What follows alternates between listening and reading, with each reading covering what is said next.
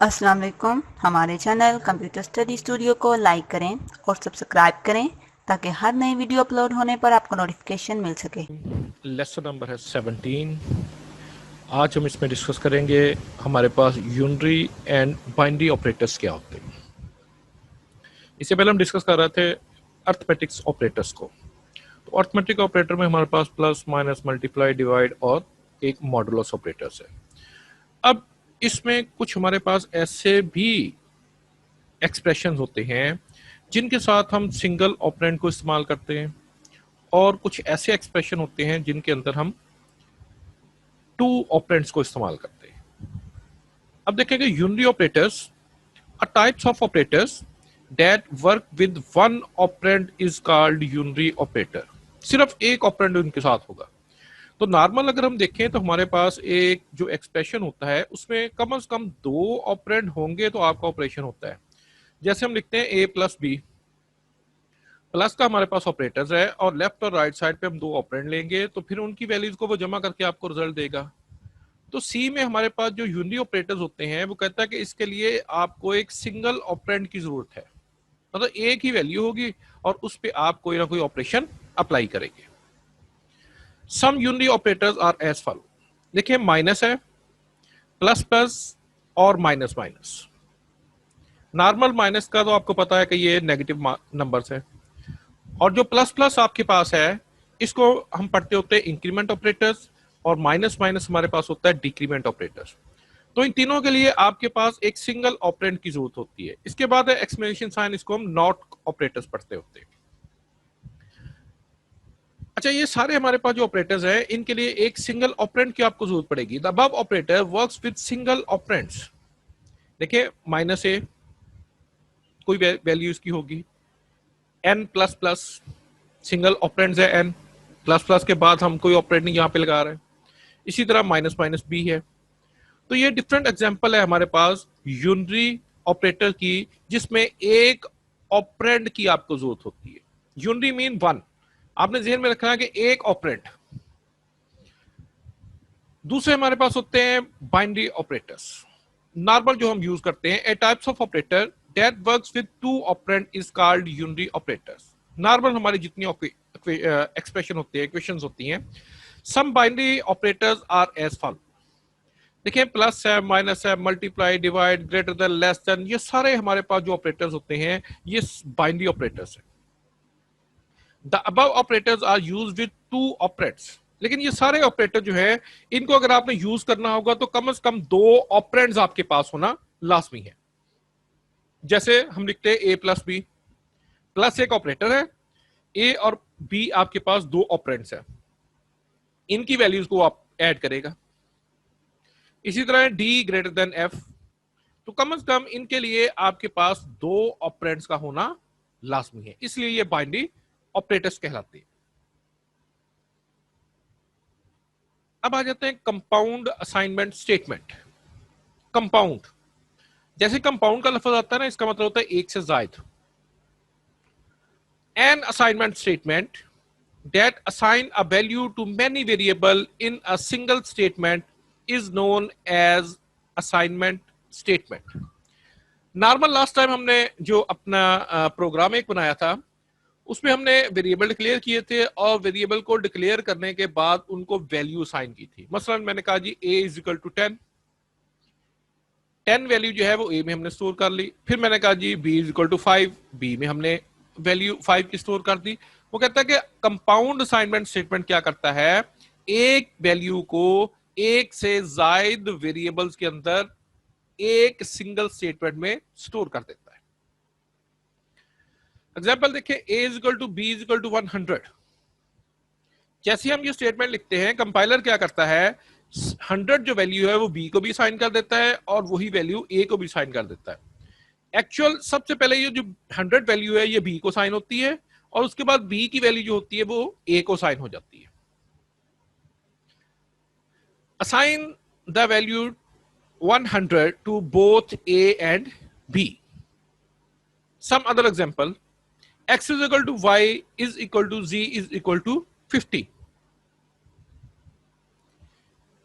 m is equal to n is equal to 200।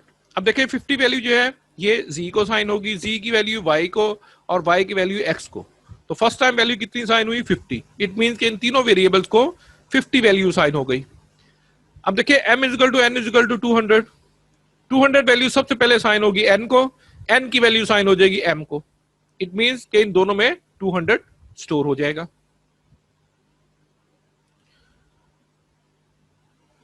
अब आ जाते हैं हम अपने प्रैक्टिकल वर्क की तरफ। थोड़ा सा हम प्रैक्टिकल काम भी साथ साथ इसके अंदर करते जाएंगे ताकि हमारा जो लेसन है वो क्लियर होते जाए। ये हमारे पास है जी C++ का IDE। तो यहाँ पे सबसे पहले हमने जो लास्ट अपना प्रोग्राम एक बनाया था, एक वेरिएबल बनाया था और उसमें वैल्यू स्टोर करके उसको डिस्प्ले किया था, उसको रिपीट करते हुए देखते हैं कि उसको हमने दो लाइंस के अंदर दो प्रिंटफ स्टेटमेंट को इस्तेमाल करते हुए डिस्प्ले किया था। include stdio.h, include conio.h, void main, ये हमारा फंक्शन है मेन का, और इसके बाद डेलीमीटर, और पहला हमारे पास फंक्शन होता है क्लियर स्क्रीन का। इसके मुताबिक हम डिस्कस कर चुके हैं कि ये हम क्यों फंक्शन लगाते हैं क्लियर स्क्रीन का। अच्छा जी, वेरिएबल हमने डिक्लेयर किया जी एंट ए। अगली लाइन में हम क्या करते हैं, a is equal to 50 value इसमें स्टोर कर दी। प्रिंट एफ, यहां पे हम कहते हैं जी value of a is equal to और सेमीकोलन,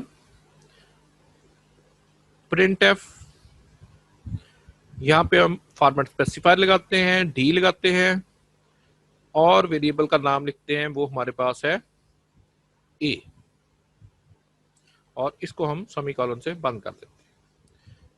गेट ch और यहां पे semicolon, delimiter close, control F9। इस प्रोग्राम को हम कंपाइल करते हैं। देखिए जी कोई एरर नहीं, आपके पास एक वैल्यू डिस्प्ले हो रही है वेरिएबल की जो हमने स्टोर की थी। अब देखेंगे यहाँ पे हम दो अलग अलग स्टेटमेंट को इस्तेमाल कर रहे हैं। एक में हम अपना टेक्स्ट डिस्प्ले कर रहे हैं और दूसरे में हम वैल्यू वेरिएबल की वो डिस्प्ले कर रहे हैं। इन दोनों को हम एक ही लाइन के अंदर लिख सकते हैं। देखिए मैं यहां से इसको खत्म करता हूं। अब आप इस प्रोग्राम को रन करके देखिए जरा, सिर्फ आपके पास लिखा रहा है value of A is equal to, जो एक लाइन आपने यहां पे डिस्प्ले की हुई। अब इसी के आखिर पे हम क्या करते हैं, थोड़ा सा इसको इंक्रीज कर लेते हैं। देखिए परसेंटेज डी, कि यहां पर हमारे पास डेसिमल में वैल्यू डिस्प्ले करे, लेकिन ये वैल्यू डिस्प्ले किसकी करे, आगे हम उस वेरिएबल का नाम लिख देते हैं ए। कोडिंग हमारे पास थोड़ी सी कम हो गई, दो लाइनों के बजाय एक ही लाइन के अंदर हमने इसको डिस्प्ले कर दिया। कंट्रोल F9 करें, देखिए सेम रिजल्ट आपके पास आ रहा है, जो आपने दो लाइनों का कोड लिखा था और अब आपने एक सिंगल लाइन के अंदर उसको कोड को लिख लिया। तो हम कोशिश ये करते होते हैं कि हमारे पास जो कोडिंग हो वो कम से कम हो। तो ये हमारे पास बेस्ट तरीका होता है कि एक ही लाइन में हम अपना मैसेज भी डिस्प्ले कर दें और उसी लाइन के अंदर हम वेरिएबल की वैल्यू को भी डिस्प्ले कर दें। अब आ जाते हैं हम अपने अर्थमेटिक्स ऑपरेटर्स की तरफ। देखिए यहां पे आपने स्टोर एक वेरिएबल बनाया हुआ ए, एक वेरिएबल हम और बना लेते हैं इंटीजर बी, इंटीजर टोटल। देखिए तीन लाइनों में हमने वेरिएबल डिक्लेयर किए, इनको मैं वैल्यूज भी दे देता हूं। चले b इज इक्वल टू 10। सबसे पहले तो ए और बी की वैल्यू को हम डिस्प्ले कर लेते हैं। ए की वैल्यू डिस्प्ले है, प्रिंट एफ,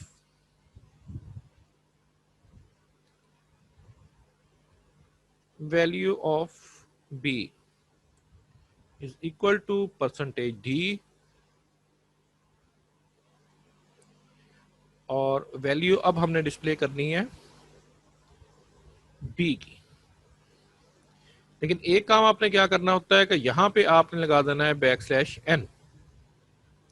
कंट्रोल F9। देखिए दो अलग अलग लाइन में आपके पास डाटा डिस्प्ले हो गया। अब मैंने ए और बी की वैल्यू को ऐड करके डिस्प्ले करना है। अच्छा, दो तरीके आपके पास हैं। या तो आप ऐसा कर लें, देखें total is equal to A plus B. वो जो तीसरा वेरिएबल हमने स्टोर किया हुआ बनाया हुआ है उसमें हम वैल्यूज को स्टोर कर देते हैं ए और बी की। तो यहां पे हम लिखते हैं प्रिंट एफ और एक मैसेज डिस्प्ले कर लें, result A plus B is equal to, आगे आप कर लें जी परसेंटेज डी।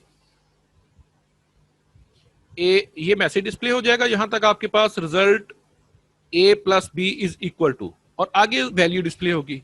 लेकिन अब वैल्यू हमने डिस्प्ले किसकी करनी है, ये टोटल की, क्योंकि ए और बी को हमने ऐड करके टोटल के अंदर स्टोर कर दिया था। तो यहां पे हम करेंगे टोटल और इसको कर देते हैं सेमीकोलन लगाकर। ये प्रोग्राम मेरा यहां तक बन गया। दो लाइनें पहले थी, ए और बी की वैल्यू को डिस्प्ले किया, और इस टोटल को डिस्प्ले करने से पहले मैंने कैलकुलेशन करके एक इक्वेशन यहां पे लिख दी है, total is equal to A plus b. A और बी की वैल्यू यहां पे ऐड करे और टोटल में उसको स्टोर कर दे। कंट्रोल F9 करें जी इसको। देखिए रिजल्ट आपके पास a plus B is equal to 60 आ रहा है। तो इसको भी आप नेक्स्ट लाइन में करने के लिए यहां पे \n लगा लें, \n। अब दोबारा इसको कंपाइल करें। देखिए पहले की ए की वैल्यू 50, बी की 10 और रिजल्ट हमारे पास आ गया ए प्लस बी का 60। तो इस तरह से आपने डिफरेंट जो ऑपरेटर्स है, माइनस का है, मल्टीप्लाई का है, डिवाइड का है, मॉडुलस का, उसको अप्लाई करके देखिए। अब यहां पर एक और छोटी सी हम डिस्कशन करते हैं कि अगर हम ये तीसरा वेरिएबल डिक्लेयर नहीं करना चाहते, फिर इसकी वैल्यू को हम कैसे डिस्प्ले करेंगे। डायरेक्ट इसकी वैल्यू भी डिस्प्ले हो जाती है। देखिए मैं इसको खत्म करता हूं। इस वेरिएबल की भी मुझे जरूरत नहीं है, टोटल कहां पे लिखा हुआ है, ये भी हमने खत्म कर दिया। वैल्यू हमने रखी हुई है ए और बी में। अब यहां पे जो वेरिएबल मैंने टोटल का लिखा हुआ है ना, अगर मैं इसको कंपाइल करूंगा तो मेरे पास एरर आएगा कि वेरिएबल तो आपने डिफाइन किया ही नहीं, तो आप उसकी वैल्यू को कहां पे डिस्प्ले कर रहे हैं। इसको एक दफा कंट्रोल F9 करते हैं। देखिए एरर मेरे पास आ गया जी, अनडिफाइंड सिंबल टोटल, क्योंकि टोटल हमने वो जो वेरिएबल था वहां से डिलीट कर दिया और यहां पे हम उसकी वैल्यू को डिस्प्ले कर रहे हैं। तो यहां पे एरर हमारे पास आना है। तो आप क्या करें, यहां पे कर दें ए प्लस बी। वेरिएबल तो दो है ना आपके पास, ए और बी, उनको ऐड करके उसका रिजल्ट यहां पे डायरेक्ट डिस्प्ले कर लें। करें इसको कंट्रोल F9। तो देखिए आपके पास 60 आ रहा है, 50 प्लस 10 60। तो आपकी मर्जी है, आप तीसरा वेरिएबल डिक्लेयर कर लें और उसके अंदर इन दोनों की वैल्यूज को स्टोर कर लें। अगर तीसरा वेरिएबल डिक्लेयर नहीं करना तो डायरेक्ट आप यहां पे अपना कोई भी एक्सप्रेशन राइट कर सकते हैं। जैसे मैंने अभी लिखा ए प्लस बी, आगे आप ए माइनस बी कर लें, ए मल्टीप्लाई बी कर लें, डिवाइड कर लें। इस तरह से आपने आज का जो अपना प्रोग्राम है उसको राइट करके देखना है। तो आज आपने अपने अर्थमेटिक्स ऑपरेटर जो है उनको यूज करना है। फाइल को अगर सेव करना चाहते हैं तो फाइल सेव, यहां पर उसको नाम दे दें